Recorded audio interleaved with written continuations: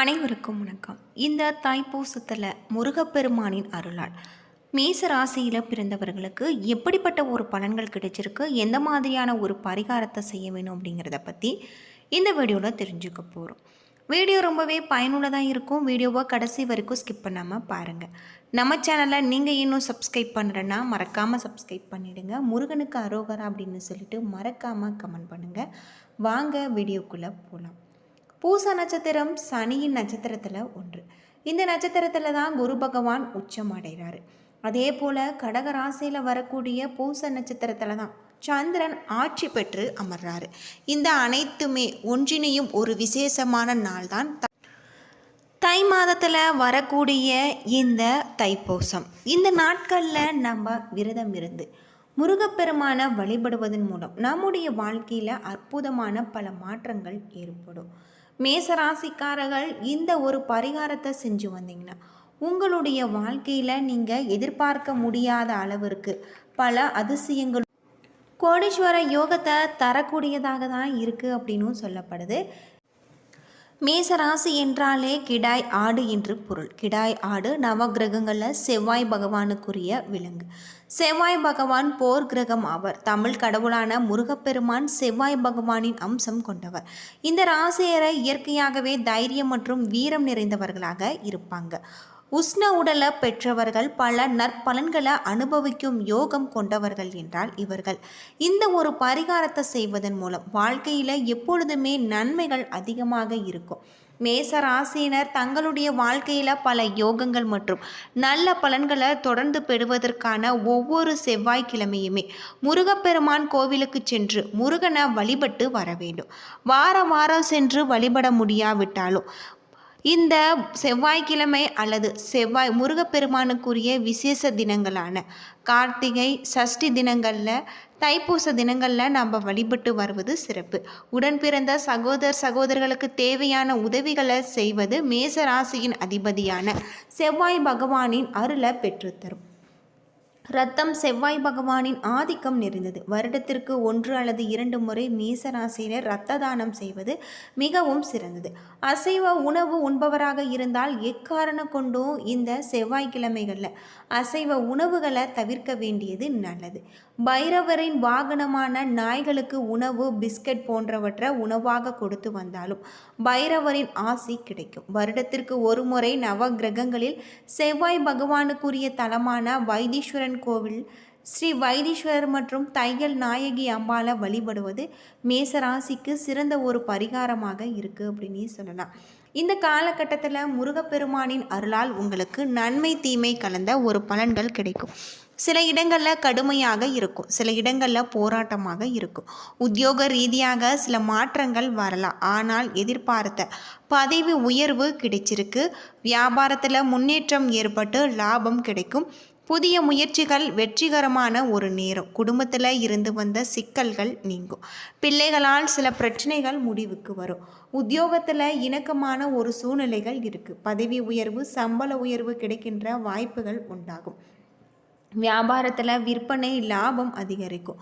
உங்களுடைய தொழிலை விரிவுபடுத்த சரியான ஒரு நேரம். குடும்பத்தில் இருந்த சங்கடங்கள் நீங்கும். பிள்ளைகளால் சிரமம் வரலாம். பெரியோர்களுடைய ஆசை கிடைச்சிருக்கு. குடும்ப மேன்மைக்காக பணத்தை நீங்கள் சேமிப்பதில் கவனமாக இருக்க வேண்டும். கலைத்துறையில் புதிய வாய்ப்புகள் பெற்று பிரகாசமாக நீங்கள் இருப்பீங்க. மிக கவனமாக முதலீடு செய்ய வேண்டும். ஏற்ற இறக்கமான பலன்களை கொண்டு வரும். சனி 11ல் இருப்பதால் இரும்பு சம்பந்தப்பட்ட வியாபாரத்தில் மிகுந்த லாபம் உண்டாகும். ஆன்லைன் வர்த்தகங்களில் நீங்கள் எச்சரிக்கையாக இருக்க வேண்டியது நல்லது அப்படின்னு சொல்லலாம். புதிய முதலீடுகள்லையும் கவனமாக இருப்பது உங்களுக்கு நல்லது. மேசராசியினர் தங்களுடைய தொழில், உத்தியோகம், வியாபாரம், குடும்பம் ஆகியவற்றுக்கான தேவையான திட்டத்தை செய்ய வேண்டும். பண விஷயத்தில் ஜாக்கிரதையாக நீங்கள் இருக்க வேண்டியது நல்லது. திருச்செந்தூர் முருகப்பெருமான வழிபட்டு வருவது, தினமும் காலையில் வீட்டு பூஜை அறையில் தீபமேற்றி முருகனுக்குரிய மந்திரங்களை நீங்கள் சொல்லுவது உங்களுக்கு ரொம்பவும் நல்லது அப்படின்னு சொல்லலாம். இந்த காலகட்டம் முழுவதுமே உங்களுக்கு பண வரவு திருப்திகரமாக இருக்குது. பிற்பகுதியில் உங்களுக்கு வருமானம் திருப்திகரமாக இருக்கும். சிலருக்கு சிறிய அளவில் உடல் ஆரோக்கியம் பாதிக்கப்படக்கூடும் என்றாலுமே உடனடியாக சரியாகிவிடும். குடும்பம் தொடர்பான முக்கியமான முடிவுகள் எடுக்கும் பொழுது பெரியோர்களுடன் கலந்து ஆலோசித்து எடுப்பது நல்லது. உங்களுடைய வீட்டில் சுப நிகழ்ச்சிகள் நடைபெறுவதற்கு வாய்ப்புகள் உள்ளது. கணவன் மனைவி ஒருவரை ஒருவர் அனுசரித்து செல்வதும் இந்த காலத்தில் உங்களுக்கு நல்லது. அலுவலகத்தில் வேலை சுமை உங்களுக்கு அதிகரிக்கும். சிலருக்கு எதிர்பார்த்த சலுகைகள் கிடைக்கும். சக ஊழியர்களுடன் அனுசரித்து நடந்து கொள்வது அவசியம். உங்களுடைய வேலைகள் மற்றவர்களிடம் ஒப்படைக்க வேண்டாம். வியாபாரத்தில் லாபம் சற்று கூட குறையத்தான் இருக்கும் என்றாலுமே ஓரளவு திருப்திகரமாக இருக்கு. கடையை விரிவுபடுத்த நினைப்பவர்கள் அதற்கான முயற்சிகளில் ஈடுபடலாம். குடும்பத்தை நிர்வகிக்கக்கூடிய பெண்களுக்கு உற்சாகமும் மகிழ்ச்சியும் தரக்கூடிய ஒரு வாரமாக இருக்கு. புகுந்த வீட்டு உறவினர்களுடன் ஏற்பட்ட மன வருத்தங்கள் நீங்கும் அப்படின்னு சொல்லலாம். தொழிலில் மேன்மையான ஒரு நிலையை கொண்டு வர நீங்கள் பாடுபட வேண்டிய ஒரு சூழல் உங்களுக்கு இருக்குது. லாபஸ்தானம் பலம் பெறுவதால் பண நெருக்கடி நீங்கும். வர வேண்டிய பணம் வரும். வியாபாரத்தில் முன்னேற்றம் அடையும். புதிய முயற்சிகளில் இறங்கி லாபம் காண்பிப்பீங்க. எடுத்த வேலை அனைத்திலுமே வெற்றி கிடைக்கும். புதன் சஞ்சாரம் சாதகமாக இருப்பதால் கொடுக்கல் வாங்கலில் ஏற்பட்ட சங்கடம் விலகும். கேட்ட இடத்துல பணம் வரும். ஒரு சிலருக்கு ஒப்பந்தம் கிடைக்கும். பணப்புழக்கம் அதிகரிக்கக்கூடியதாகவும் நெருக்கடி விலகக்கூடியதாகும். எதிர்பார்ப்பு உங்களுக்கு பூர்த்தியாகக்கூடிய வகையில் சொல்லப்பட்டிருக்கு. பூர்வ புண்ணியாதிபதி ஜீவனஸ்தானத்தில் சஞ்சரிப்பதால் உங்களுக்கு உத்தியோகத்தில் எதிர்பார்த்த மாற்றம் வரலாம். வேலைக்காக முயற்சிப்பவர்களுக்கு மகிழ்ச்சியான தகவல்கள் தரும். வியாபாரத்தை விரிவு செய்வீங்க அப்படின்னும் சொல்லப்படுது. தொழில் மேன்மையான ஒரு நிலையில் இருக்கக்கூடிய வகையில் கிரக நிலைகள் உங்களுக்கு இருக்குது. உங்களுடைய கோபத்தை கட்டுப்படுத்தினால் வெற்றி நிச்சயம். புத்தி கூர்மையுடன் உங்களுடைய செயல்களை செய்து எதிலுமே வெற்றி பெறுவீங்க. வசதிகள் அதிகரிக்கக்கூடிய வகையில் இருக்குது. மதிப்பு மரியாதை கூடும்.